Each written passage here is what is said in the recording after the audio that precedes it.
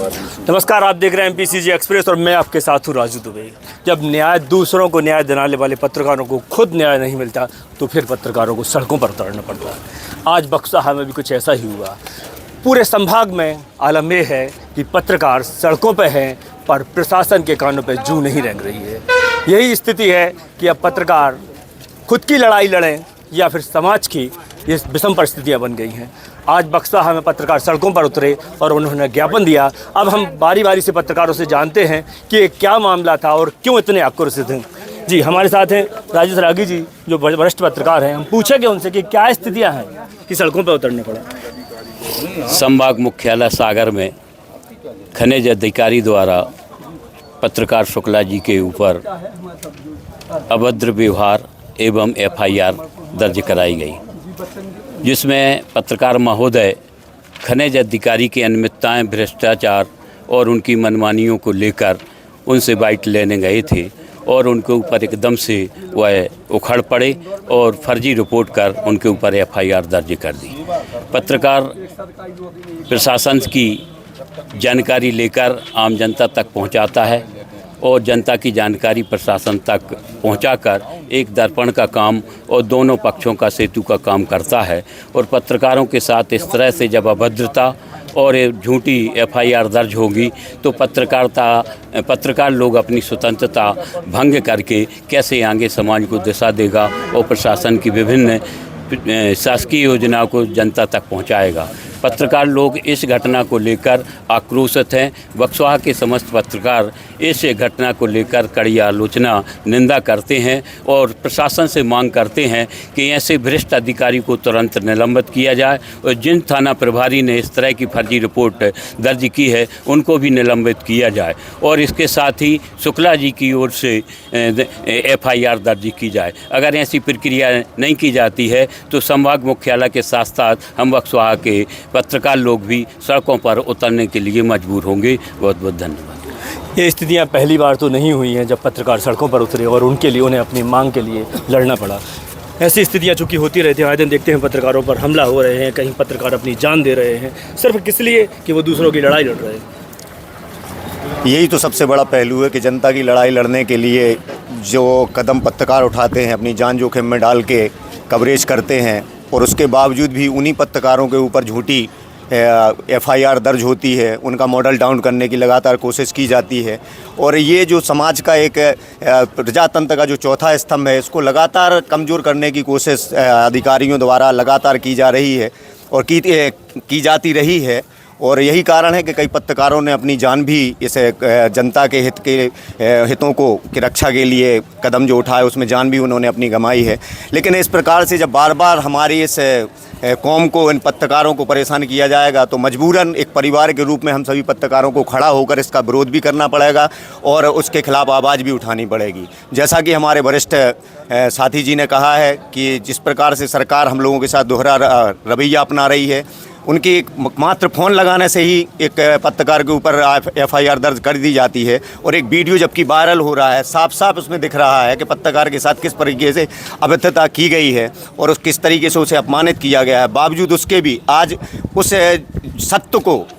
सत्य दिखते हुए भी सत्य को सरकार झुठला रही है और कोई कार्रवाई नहीं कर रही है। लेकिन हम लोग लड़ते रहेंगे जब तक न्याय नहीं मिलेगा। आज ज्ञापन से कार्रवाई की शुरुआत की गई है। अगर ज़रूरत पड़ी तो आगे चल के हम लोग सड़कों पर भी उतरेंगे और एक उग्र आंदोलन करने से हिचकिचाएंगे नहीं, कदम पीछे नहीं खींचेंगे। ये थे मुकेश रावत।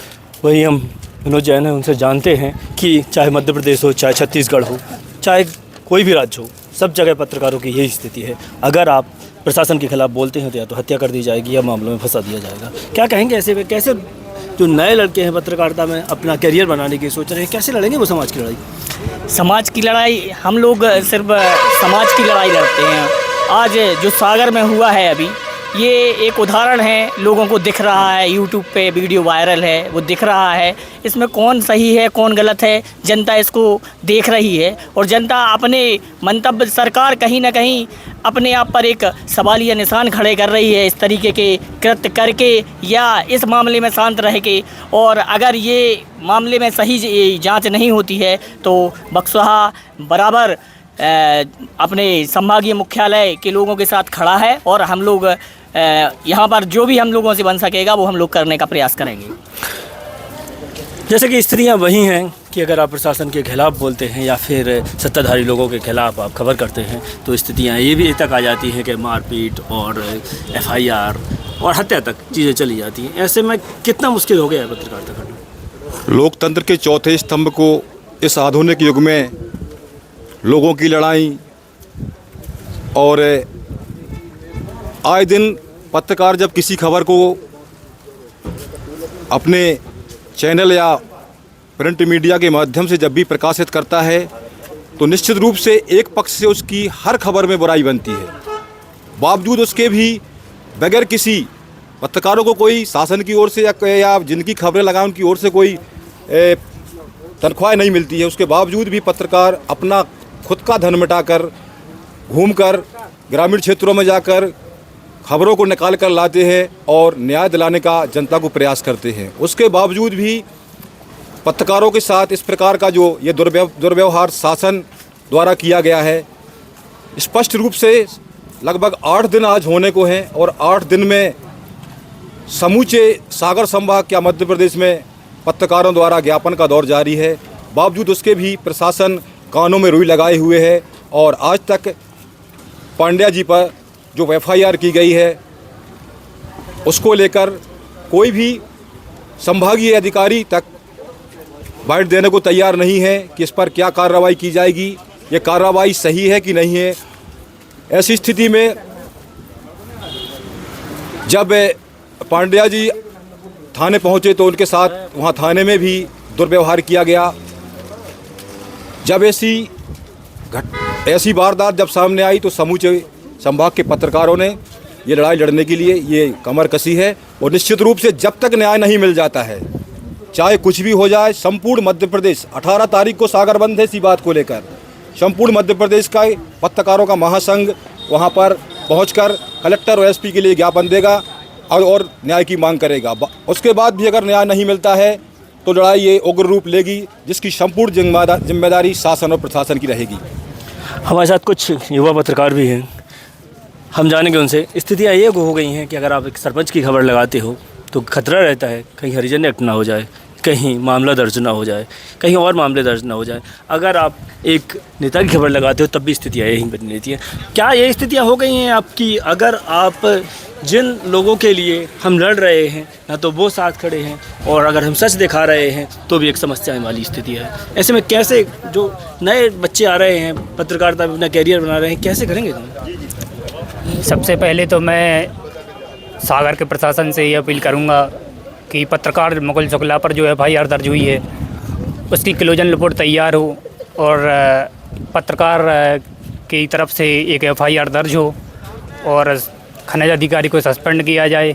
साथ ही नई पीढ़ी के जो पत्रकारिता में अपना कैरियर देखते हैं और मौजूदा जनप्रतिनिधियों के द्वारा या फिर जो नए चुने जाते हैं उनके द्वारा जो धमकियां दी जाती हैं, उनसे सिर्फ यही कहना है कि जब हम लोगों के हितार्थ की खबरें दिखाते हैं और उनको न्याय दिलाते हैं तो वो हमें कैसे न्याय खुद के लिए लड़ना है और खुद के लिए न्याय दिलाना है ये हम अच्छे से जानते हैं। पूरा पत्रकार संघ साथ में है और जब भी सागर में ज़रूरत हो, बक्सवा में ज़रूरत हो या कहीं भी ज़रूरत हो, हम टूट पड़ेंगे और पूरे प्रशासन को हिलाकर रख देंगे। हम आम लोगों से भी ये अपील करना चाहते हैं कि पत्रकार हर टाइम आप लोगों की लड़ाई लड़ते हैं, आप लोगों के लिए खड़े रहते हैं, आप लोगों की समस्याओं के साथ खड़े रहते हैं। तो हम आम आवाम से भी ये अनुरोध करेंगे, अपील करेंगे कि पत्रकारों की इस लड़ाई में सहभागी बने और जिस माध्यम से भी आप लड़ सकते हैं, सोशल मीडिया के माध्यम से या फिर हम लोगों के साथ खड़े होकर, तो आप इस लड़ाई में सहयोगी बने। धन्यवाद।